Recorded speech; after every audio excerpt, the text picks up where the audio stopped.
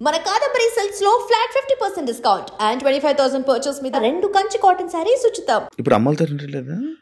అంటే హైదరాబాద్ లో నేనే ఉంటున్నాను. ఇంటి దగ్గర ఇల్లు కట్టాను. సో అక్కడ మమ్మీ వాళ్ళు ఫ్యామిలీ అంతా అక్కడే ఉంటారు. ఇప్పుడు ఎలా డబ్బులు? ఇప్పుడు నేను నార్మల్ గా అయితే యూట్యూబ్ మీద యూట్యూబ్ బేస్ చేసుకున్నాను. దానికి బిఫోర్ నుంచి నేను కమ్యూనిటీ వర్క్స్ చేస్తూ నేను సెటిల్ అయిపోయాను. ఫైనాన్షియల్ గా అయితే ఇప్పుడు నేను చాలా బాగా సెటిల్ అయ్యి ఉన్నాను. యూట్యూబ్ చేస్తున్న ఇన్కమ్ అట్లానే కొంచెం యూట్యూబ్ నుంచి ఇప్పుడైతే 1.2 అట్లా యూట్యూబ్. బిఫోర్ ఇంకా ఎక్కువ వచ్చేది. ప్రమోషన్స్ అవన్నీ ప్రమోషన్స్ చెయ్యట్లేదండి. నార్మల్ ప్రమోషన్స్ అమ్మాయిలకు సంబంధించిన బిఫోర్ చేశాను, అసలు చెయ్యట్లేదు. నేను నో పెయిడ్ ప్రమోషన్స్ అని కూడా పెట్టాను. అవును, చూసాను నేను. ప్రమోషన్స్ చేయరు, ఓన్లీ యూట్యూబ్ నుంచి 1.5 lakh 1.2 ఒక 2 months నుంచి అయితే మాత్రం నేను సరిగ్గా ఈ వీడియోస్ చేయట్లేదు. 12,000 13,000 అట్లనే వస్తున్నాయి. అంటే ఒక 3 months నుంచి. దాని బిఫోర్ నేను బాగా చేసేదాన్ని. 1.2 మ్యాక్స్ 1.5 మధ్యలో. ఇప్పుడు రెవెన్యూ ఇంకేం లేదు. ఈవెంట్స్కి ఏమైనా వెళ్తారా? ఈవెంట్స్ ఏం లేదు. ఇప్పుడు నేను షాప్ ఓపెనింగ్స్ అట్లా ఏదైనా జరిగినప్పుడు కొంచెం నాకు తెలిసిన వాళ్ళు విఐపీస్ కానీ వాళ్ళకి కానీ దిష్టి తీయడము, లేదంటే వాళ్ళ ఇంట్లో ఎవరైనా పుట్టారు అంటే బ్లెస్సింగ్స్ కానీ నన్నే పిలుస్తారు.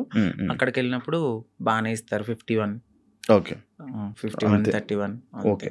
మొత్తం మంత్లీ ఓవరాల్ గా ఇప్పుడైతే నా ఇన్కమ్ 1.2 అంతే. అంతే మొత్తం అన్ని కలిపినా కూడా అంతే. అంతకు మించి చెప్పట్లేదు సార్. అంతే అంతే. అంటే ఆ టైంలో నేను సేవింగ్స్ ఎక్కువ చేసేసాను బాగా.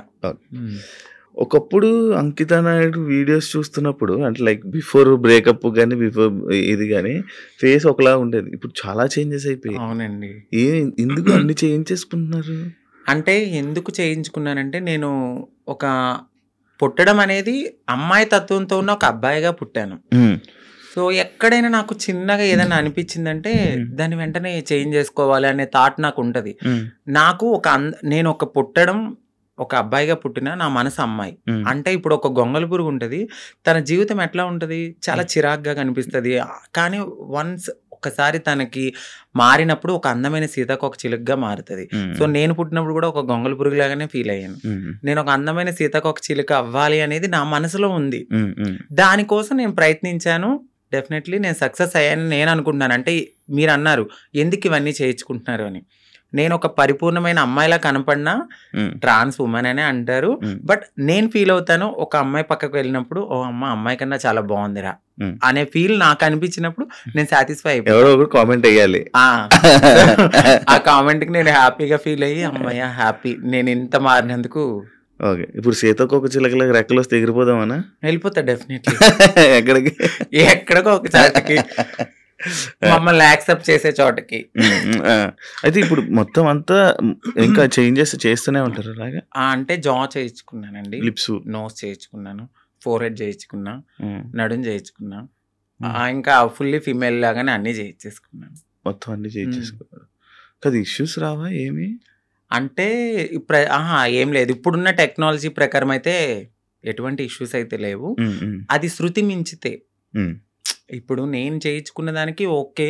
ఇంకా ఎక్కువ మనము ఎనర్జీ ఎక్కువ తీసుకుని మన బాడీని వీక్ చేసేసుకుని ఫుడ్ అనేది ఎక్కువ బాగా తినకుండా ఇలా ఉంటే చాలా ప్రాబ్లమ్స్ అయితే ఉంటాయి.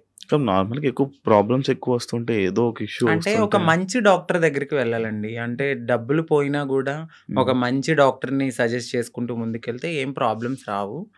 బట్ అది కూడా ఎక్కువ బేర్ చేయరు ఎవరు. చాలా పెయిన్ఫుల్, అది చాలా నరకం. తాగడానికి ఉండదు, తినడానికి ఉండదు, గాలి పీల్చడానికి ఉండదు. ఇక చెప్పలేము ఆ బాధలన్నీ. ప్రియాంక నీ ఫ్రెండేనా? అవునండి. మాట్లాడతారా? మీ ఇద్దరు అనుకునే చేయించుకుంటుంటారా ఏదైనా? లేదండి. ఎందుకండి? తను చేయిస్తుంది, దాని తర్వాత మరి మీరు చేయించుకుంటారు. Same treatments. చెప్పాను కదా, అందంగా ఉండడము అనేది మాకు ఉంటది ఆ మనసులో.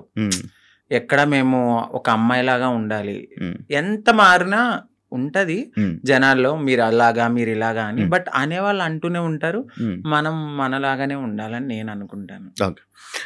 మీ పక్కన ఒక చిన్న చిన్న అబ్బాయిలు వీళ్ళు ఉంటారు, అంటే కొడుకులు, మా కొడుకు మా ఇది అనుకొని చెప్తా ఉంటారు.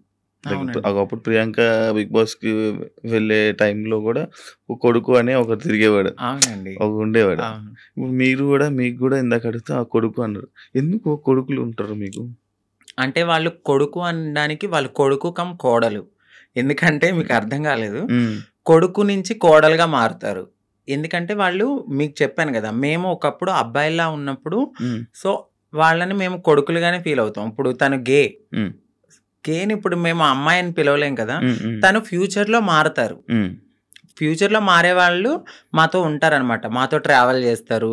ఇట్లా మంచి చెడులు అన్నీ చూసుకుంటూ ఉంటారు. మాకంటూ ఒక వెల్ విషర్ అనొచ్చు.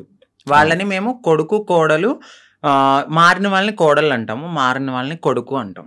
అచ్చా, హ్మ్. అలా మీ దగ్గర కొడుకులు అంతే. ఓకే.